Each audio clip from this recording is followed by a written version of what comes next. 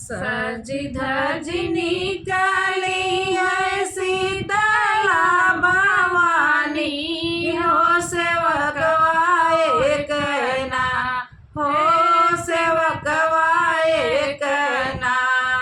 माई के देई वो रहनवा हो सेवकवाए कहना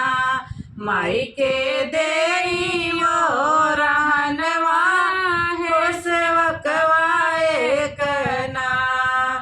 तू तो हयू माई ममता के मूर्तिया हो कि काहे गइलू ना हे कि काहे गइलू ना हमारी ऐसन दूर गतिया वही काहे कैलू ना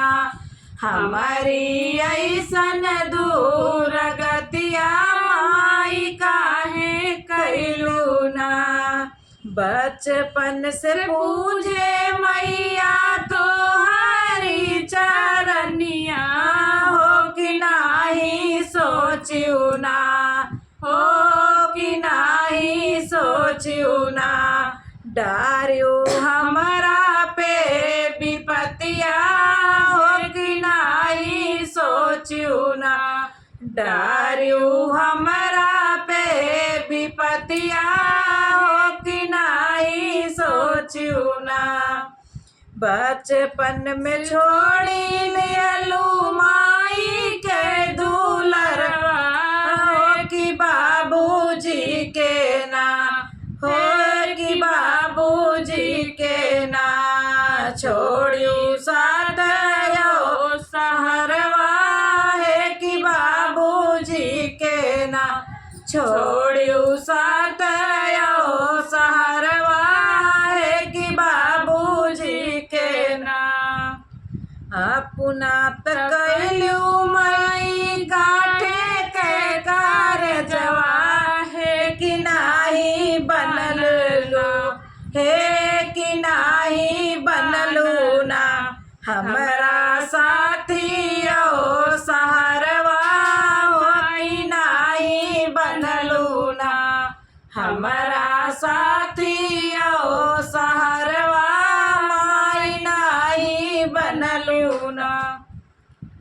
इतना सुनत बोलैया जवान भैया हो कि कैसे किहलाना हो कि कैसे किहलाना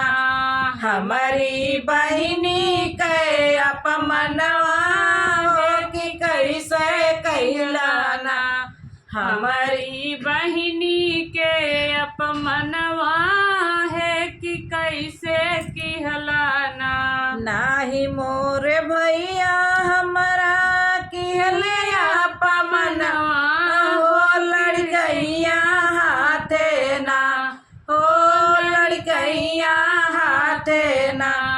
करे हमारे समनवा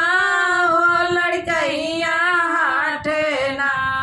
करे हमारा समनवा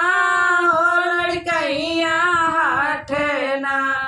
कर में के गाती सेवका गबहू नटरी है कर में के गाती सेवका गबहू नटरी है कि हम बन बैना है कि हम बन बैना सेवरा साथी ओ सहरवा है कि हम बन बैना तोरा साथी ओ सहरवा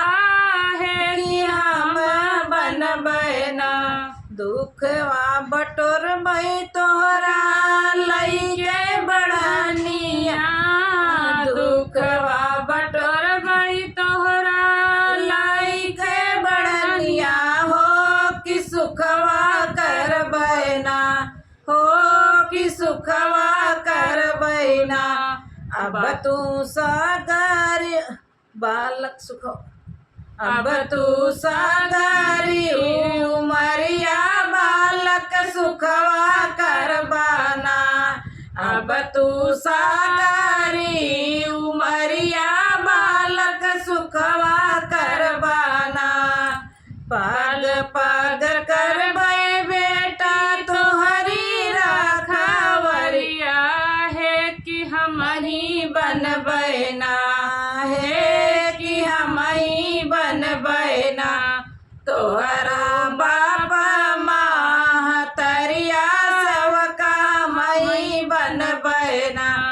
तोहरा बाप मातरिया सेवका हम ही बनबैना। जय बोलो माता दी। जय माता दी। ये कैसा लगा कमेंट बॉक्स में।